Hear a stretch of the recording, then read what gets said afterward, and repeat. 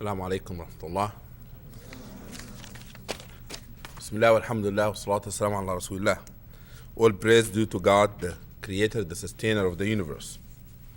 And peace and blessing be upon our beloved Prophet Muhammad, on all the Prophet and Messenger of God.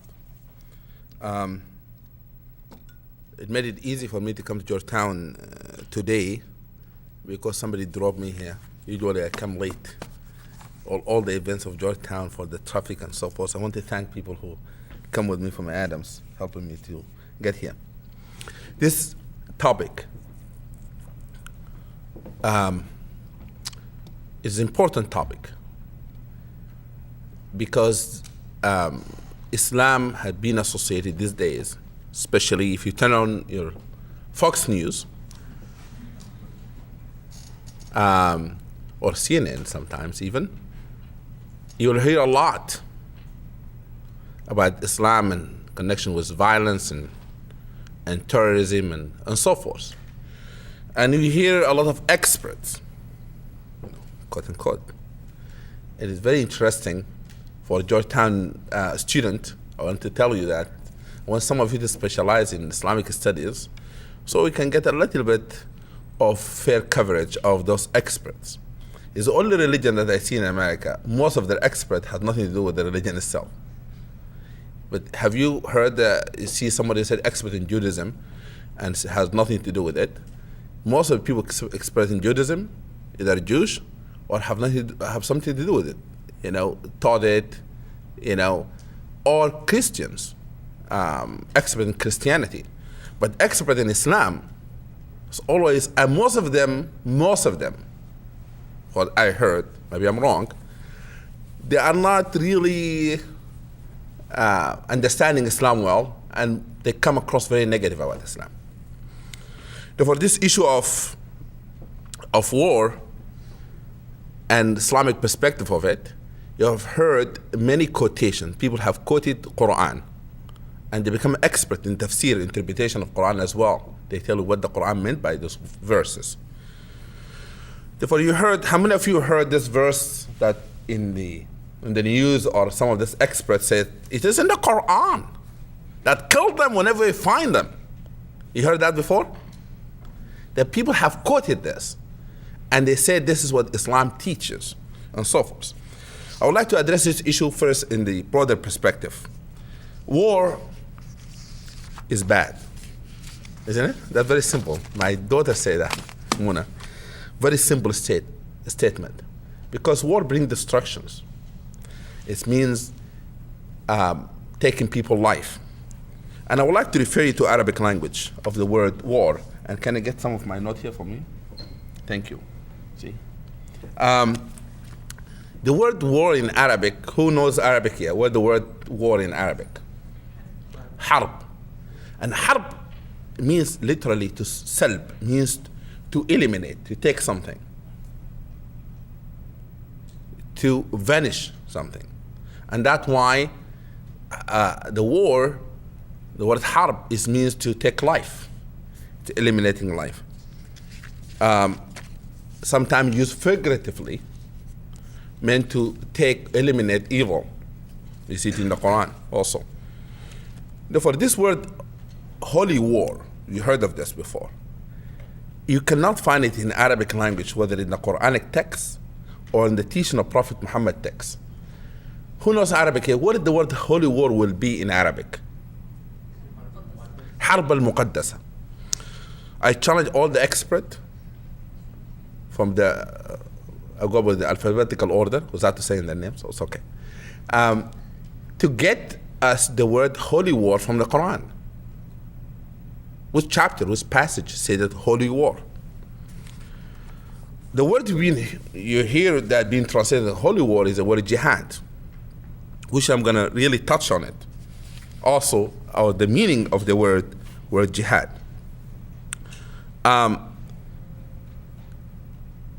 Humanity have went through many wars.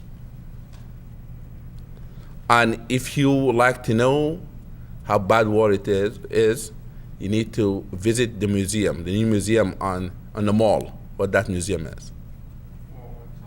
What that? World War II. World War II. That happened among Muslims? Muslim did that.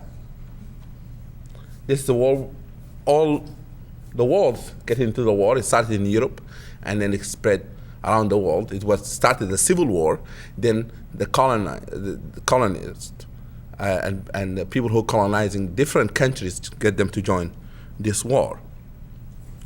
What Islam says about war. First of all, the norms supposed to be salam, peace. War is really an interruption of peace.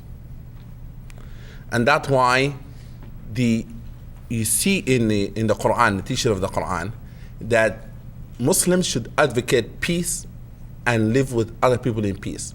War always been in the Qur'an as an exception. The fight, I mean. And the Islamic scholars have stated the reason for war. Only 2 reasons, if you're writing notes. All the Islamic scholars agreed on 2 reasons. The first reason is to stop an aggression on you. The second is to defend someone cannot defend themselves. And that can happen in the individual level. You walk into the street, I hope that does not happen in Georgetown, but you walk into the street and see somebody attacking a young lady. You don't stand idle. It's an obligation to do something about it from an Islamic perspective. A person is not attacking you personally, but attacking someone else's honor. Therefore, you have to come between, or you have to call someone else to bring them to help, a police or something. For you have to interfere. You have really to come between to stop the aggressions. And that's why you read in the Qur'an, when Qur'an gave them permission even to fight. He said, "Udil الَّذِينَ يُقَاتَلُونَ وَأَنَّهُمْ ظُلِمُوا وَأَنَّ اللَّهَ عَلَى نَصْرِهِمْ لَقَدِيرٌ." He said, Allah gave permission to those who have been wronged to fight back. Underline the word wronged. There is no verse in Holy Quran, and there is no teaching of Prophet Muhammad where he say fighting or war can be used to commit an aggression against anyone. There's none. And even this verse that I mentioned in the beginning of my speech, I'm going to tell you in which context it's been used. The second, Quran says, وَمَا لَكُمْ لَا تُقَاتِلُونَ فِي سَبِيلِ اللَّهِ وَالْمُسْتَضْعَفِينَ مِنْ النِّسَاءِ وَالْوِلْدَانِ. He said, why don't you fight in the behalf of the oppressed men, women and children? الَّذِينَ يَقُولُونَ رَبَّنَا خْرِجْنَا مِنْ هَذِهِ الْقَرْيَةِ الظَّالِمِ وَأَهْلُهَا. Oh Allah, get us out of this city with the people being oppressing us. It's people being oppressing us. Don't you hear this a lot? Those 2 reasons for people today. Wherever they go to war, they cite those 2 reasons, the Quranic, Islamic reason. Sometimes wrongly, by the way. They're not true in their judgment. But that's what Islam stated, those 2 reasons. What is the purpose of people standing up for oppressions and aggressions? Is to bring justice, establish justice, or to bring about fairness and equality. When people take other people's rights, people have to stand for them. Quran does not accept people to be passive. This is general philosophical principle of it. But I want to talk about the Islamic concept of peace and the value of life. As Muslim, we believe that all people, whether they're born in America, or born in Iraq, or born in Palestine, or born in the Middle East, or born in India, wherever they may be, their life have the same value in the eyes of God. And Quran specifically said, من قتل نفسا بغير نفس كأنما قتل الناس جميعا. Quran said clearly, with no any second interpretation for it, He said, whoever killed one life and take one life with no right to do so, as if have taken the life of all humanity. Let me take you in a very philosophical explanation of this verse. In Islam, we believe that life of individuals implies all humanity. Our Prophet Muhammad, peace be upon him, he have taught us this. He have seen a man beating a young person, hitting him. He said, stop, stop, like this. And he shouted in Arabic. He said the voice was so angry, he said, I could not know who was calling me, the person who narrated the story. He said, I looked and it was Prophet Muhammad, and Prophet Muhammad said to him, don't ever do this. You have to remember that God have created Adam in the image of this young man. فإن الله خلق آدم على صورته. And then he said something very important. He said, remember the power of God over you, not your power over him. Because I'm going to tell you the reasons that people go to war. What people use now, what we call it just war, the war for a cause, a good reason. But usually, those war that take place in humanity because something has gone wrong of the following reasons. Either there's a grudge and hatred among particular groups, or belittling other group. My home country, Sudan. British came to Sudan, colonized Sudan, and they killed the Sudanese who were fighting with the sword in thousands of people. And if you are, as a Georgetown students, I'm going to ask you to examine history a little bit about Sudan and read the collapse of Khartoum. When Jordan, he was in Sudan. There's thousands of people who have died, and they killed them with no mercy. For what reason? They went to Sudan to promote peace. They went there as a colonist. Therefore, belittling people, believing that you're a better race, you will deserve to conquer the world. The second or the third is of wealth, fight for wealth, accumulation of wealth. And look what happened in colonialism. People have taken the wealth from a country like Sudan, the cotton, to enhance the center of the British Empire, for example. Or look what happened in the French colonialism. We talk about freedom, justice, equality in France. We crossed the ocean or the water, and we killed 1 million Algerians. All war around ideology and belief, that my belief is better than yours, therefore I'm going to eliminate you. Islam has an answer for all of these reasons. People go to war. Islam believes that you should not belittle any group of people. You should not feel better than them. And because this is really underlying reason for people committing injustice and violence. Look to even the issue of domestic violence. Let us look to the big concept of war, to the violence in the house, in the family. As a person, an advocate to end domestic violence in this country, I've sat in many boards in the domestic violence. We come to know that the main reason of people to abuse others is control. They want to control them. And Islam telling us in the verse in Qur'an, in Surah chapter 49, يا أيها الذين آمنوا لا يسخر قوم من قوم عسى أن يكونوا خيرا منهم ولا نساء من نساء عسى يكون خيرا منهم. Let a group of men belittle other group of men. Don't let a group of women belittle another group of women. You should not belittle other people. You should not look down to them. When we do that, then it becomes easy to abuse them, easy to take their life. And by the way, this is an issue you can see in media today. What makes you think when you sit on TV today, or what make us think, let us put blame on all of us, that there's every time that we say that somebody died in Iraq, and there is no other people, American soldier, there's no Iraqi have died, civilians. What the statistic? How many of you in political science here in this room? And in political science, international relations, any kind of relations? Okay, good.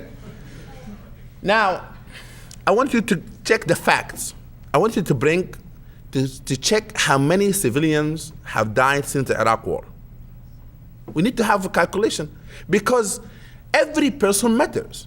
If we count a person from one side, we have to count other person. This also in Middle East issues, in India issue, in Pakistan. We cannot say that a human life is not worth anything when it's not ours.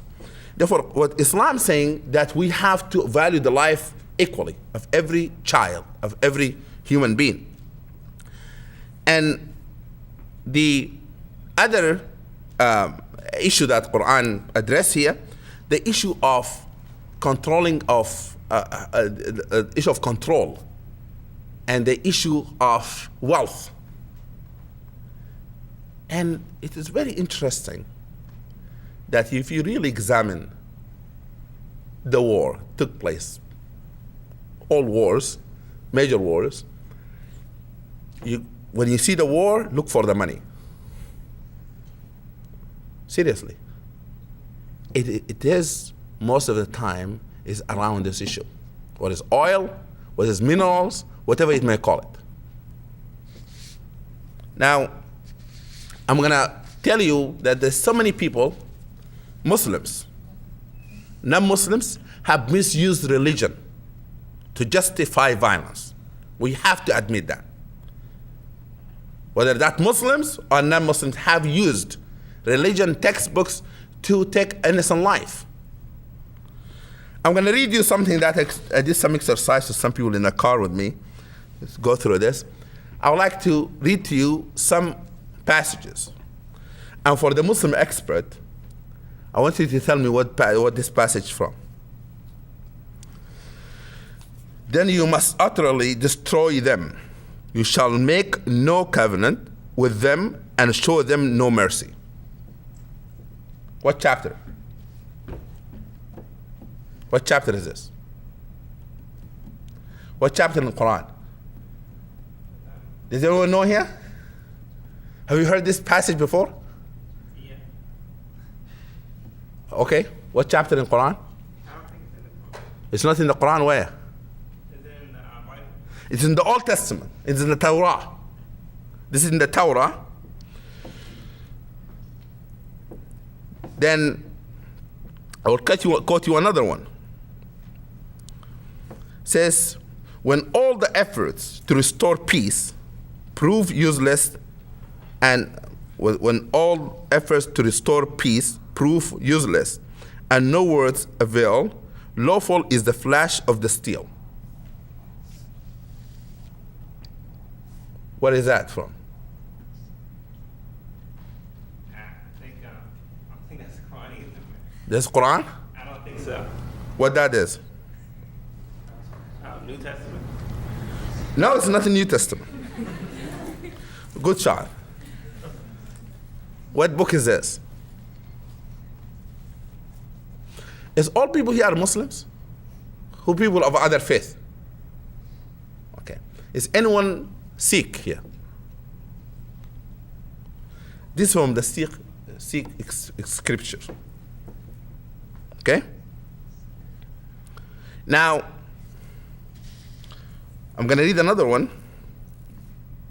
May your weapons be strong to drive away the attackers.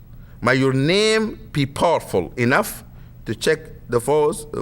Let your army be glorious, not the evil. What book is that? From which scriptures? Which religion? Hinduism. Now, from Qur'an, whoever fights you in the cause of God, then gets fight in the cause of God against those who fight you, and but aggress not. Qur'an. Now, I want all the experts in Sikh religion in Old Testament and Christianity and Judaism and Hinduism to be the same TV show, Fox News, and interpret all the verses equally. Hello? You see what I'm saying? But it's the Qur'an that being put in the screen, like, this is the passage of the Qur'an. People misinterpret it. This is the Torah I'm reciting for you. Is the book of Hinduism, of Sikh. You want to tell me that is only religion of Islam that talk about fight? No.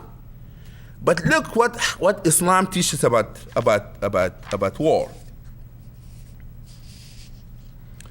Prophet Muhammad, peace be upon him. First, let me, who knows the word jihad here? Meaning of it in Arabic. What is jihad? Jihad to do what? A struggle. If you go to the website, there's someone, I don't have to mention his name, he been a lot using word jihad to advocate his being expert of terrorism. And he completely did not even take 101 Islam, I think.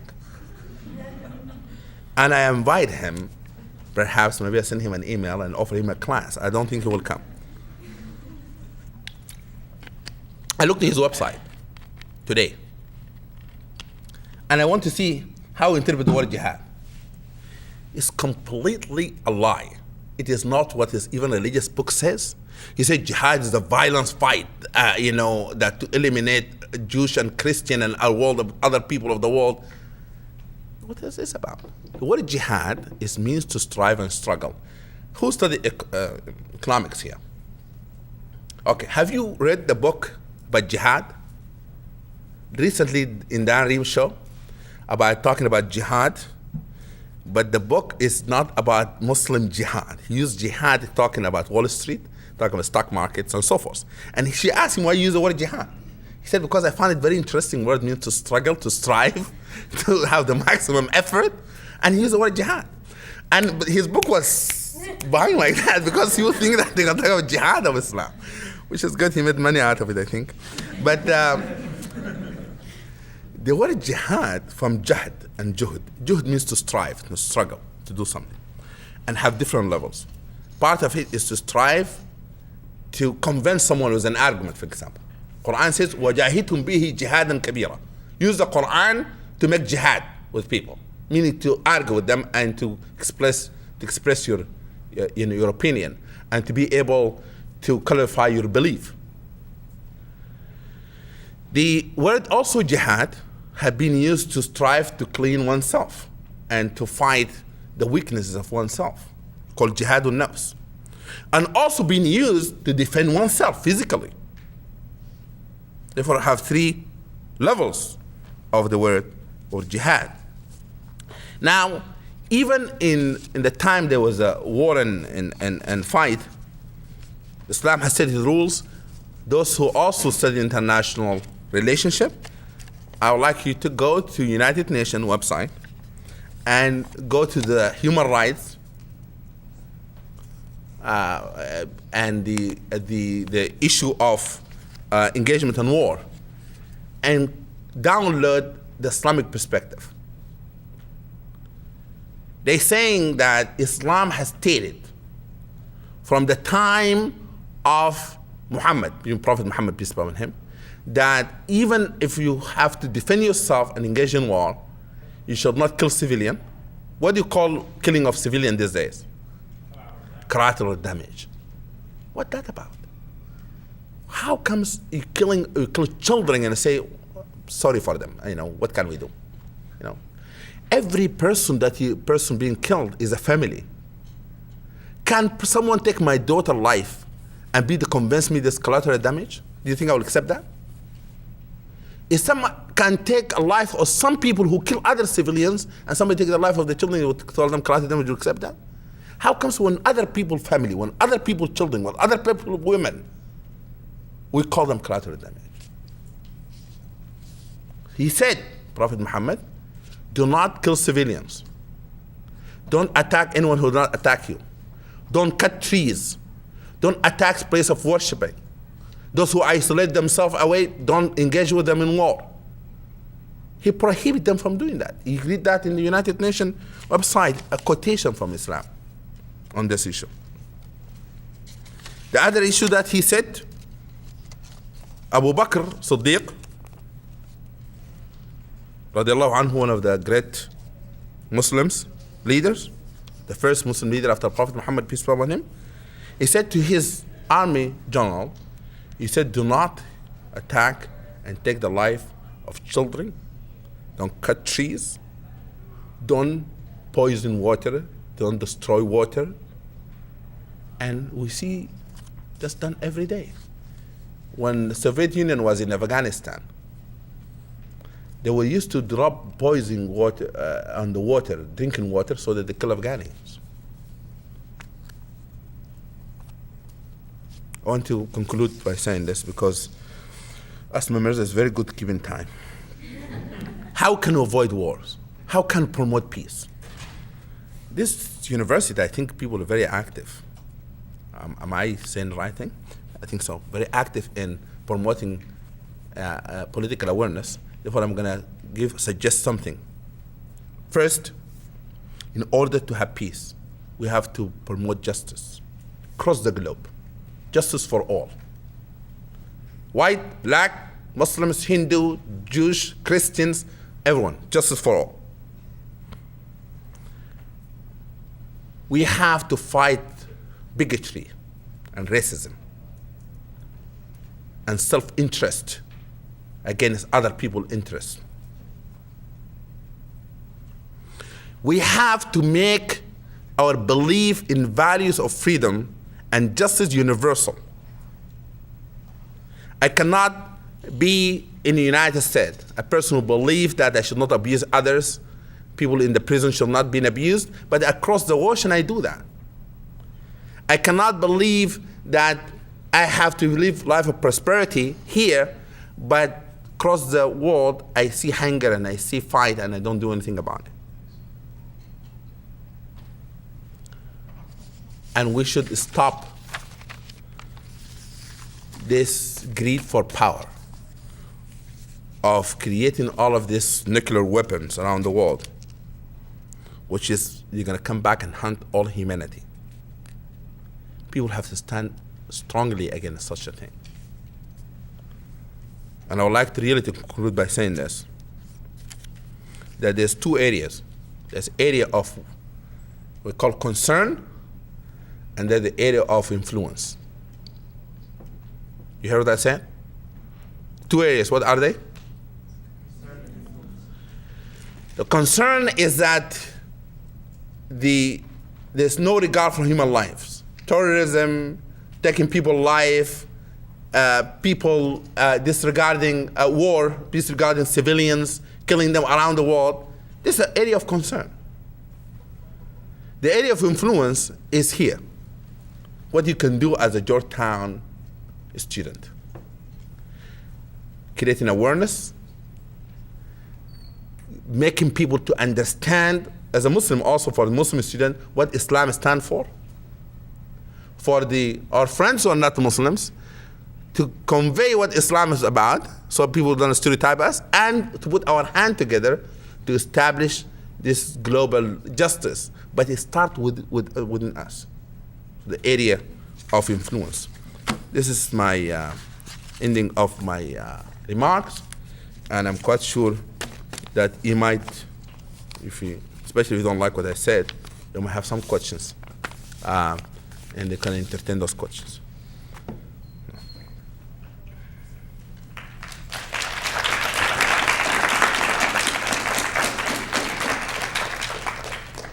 We're going to be taking written questions now, so if you have any, we'll be around to collect them.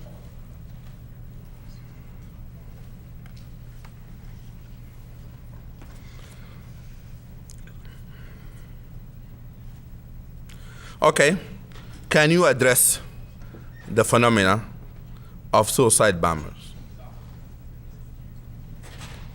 and what the other things? Okay. In Islam, first of all, that a person should not commit suicide to begin with. But it's very important that Islam does not allow killing of civilians. Period. Whether F-16, whether in was suicide bombing. Period. No. What other? There's a question here, didn't?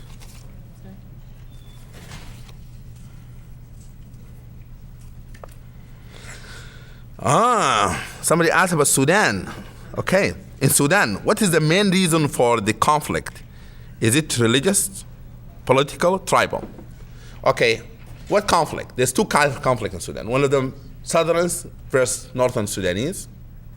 That conflict now is ending, and there's a peace treaty. It was always had been political, because in the south there's Muslims and Christians as well. And that since before the British left Sudan. The issue now takes place in Darfur is tribal. There's a two tribe, and by the way, the word Arabs versus Black African is a myth. I want to refer you to two reports done by African Americans who went to Sudan, and go and check Sudan.net. Recently, a delegation from African Americans who went to Sudan and came back and said, we do not find these Arabs against black, but there's two tribes fighting one another really, and there's a tragedy in Sudan because of that fight. But the word Arabs been misused. Both of them are black. The word Arab in Sudan been used, and forgive me if you are an Arab sitting here, mean Bedouins, people have no homes, nomads. We call them Arabs. A'rab, like A'rab. And therefore the media use the word Arabs to indicate as Arab against black. That's not true. All of those people are Muslims. That Darfur region is considered the Quranic region. More people memorize Qur'an in that region than any place in Sudan.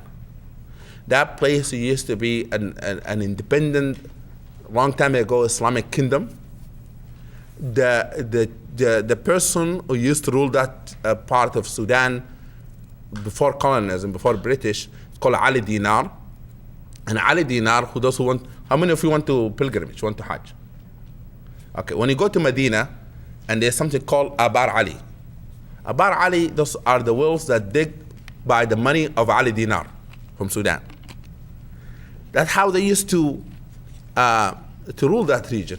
Unfortunately, there are farmers, and some of them are shepherds. The farmers, the shepherds come always when the drought, there's a drought, they come to the farmers' area, and the fight always takes place over the land. But it used to be resolved with the head of tribes sitting together and resolve the issue. But this time it became very political. Something very stunning, very interesting. War of the South and the North, they said claimed 1 million people life. Being going there for 50 years, never made it to United Nations. There's no United Nations resolution about the war of the South and North. Therefore, issue. The United Nations representative from Khartoum said it's not 50,000 died, although I said life matters. If one person is too many for me. They say about 5,000 people died. I think somebody just made a mistake, put a zero there, no problem. But what happened in this issue here is that things escalated, and then people call it genocide. There's a fight, many people been displaced, people lost their homes, and they need of help. But at the same time, I want to say there's some kind of exaggeration of some of the problem. But there's a lot of people are suffering. And if you can do anything in Georgetown to help the humanitarian relief, I know that Islamic Relief is doing something about it, please do so. It will eliminate the suffering and help the suffering of the people of Sudan.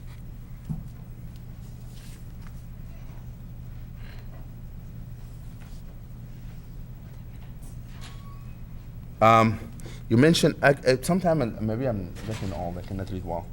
Do you want me to read it? Yes, please. All right. Imam Magid, you mentioned two reasons Islam allows for war. During the time of the Prophet, when he marched on Mecca, how can that be seen as self-defense or protection of people who are being attacked? Excellent. There's not enough time for me to address all of the issue. If you study the Islamic history, the life of the Prophet Muhammad, peace be upon him, you will find that in every case that being confronted with war, he wanted peace. Even in Battle of Badr, he said there's a man who's riding in a red camel. He said, let us not fight Muhammad. Prophet Muhammad said, I wish they can listen to this man, and then call it off. No war. In Battle of Uhud, Prophet Muhammad, he wanted to stay in Mecca. Meccan people have attacked him. In Khandaq, Muslims were attacked. They were staying in Medina, people come on them. In conquer of Mecca, opening of Mecca, Prophet Muhammad, he went to Mecca to do what? To do what? Pilgrimage, Umrah, small pilgrimage. He went there and people of Mecca said you cannot enter Mecca. Although he's his hometown. And they said to him, we will not allow you this year. They signed a treaty with him for 10 years. The treaty looked as if Muslims have given in some of their rights. Prophet Muhammad went with it because he wanted peace. And he said, Wallahi la yas'aluni amran. He said, by God, if they ask me for any matters that keep this having us from fighting and to save lives, I will accept it. I will go for it. And then he went for it. And that's why Muslims went back to Medina. It's called Hudaybiyah Treaty. And I heard some people that saying that Prophet Muhammad broke his treaty. He did not. Meccan people broke the treaty. And let me explain to you one thing about the verse that I mentioned earlier. If I can have 10 minutes actually, or 3 minutes to explain that. There's two tribes become alliances.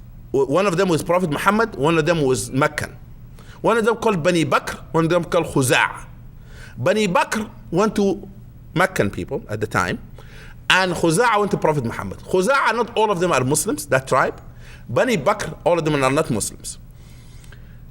The two tribes who made alliances with Meccan and Prophet Muhammad fought one another. In matter of fact, Bani Bakr killed Khuza'a while they're doing their pilgrimage around the Kaaba. They come back to Prophet Muhammad and said, we are your alliance, we were being killed. Prophet Muhammad came to Mecca to protect them because Mecca have broken the treaty.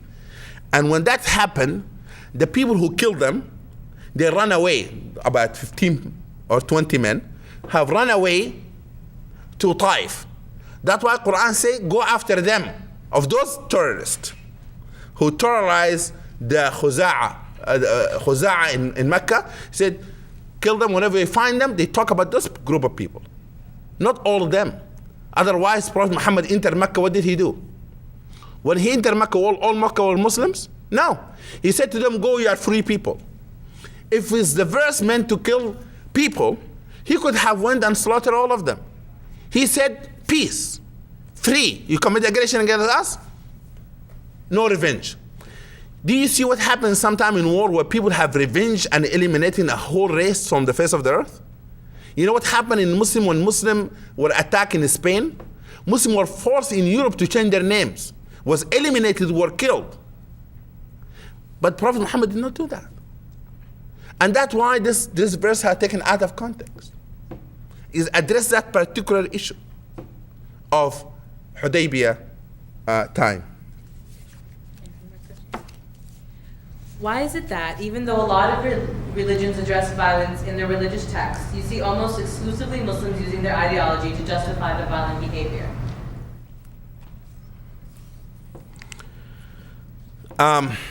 It's true that you hear that a lot in the news, of course. And I'm going to tell you that myself, I'm troubled with the issue I see sometime on TV, whether it's beheading or people killing civilians. There's no justifications. No justification whatsoever from the Qur'an and teaching of Prophet Muhammad killing innocent people. But at the same time, I would like to explain that many people have misused their text as well. You can see what's happening that now in the Middle East. You can see what happened in Northern Ireland. You can see what happened in India between Hindus and other. People have used the religion all the time to justify violence. But I want to say that it's not what the Islam teaches, and that's what the majority of Muslims believe in. I think that's all your questions. Can you elaborate on what constitutes jihad and give examples? I thought I addressed that in my speech. Jihad has 3 levels: to strive, to struggle, to defend your values, your belief, your honor, your property. Also, jihad meant to strive and struggle, fighting your own nafs, your own whims and desires. Therefore, it will not consider jihad to attack people's property. It will not consider jihad to go and commit aggression against people. It will not consider jihad killing innocent people. It will not consider jihad blowing buildings and civilians. It will not consider jihad.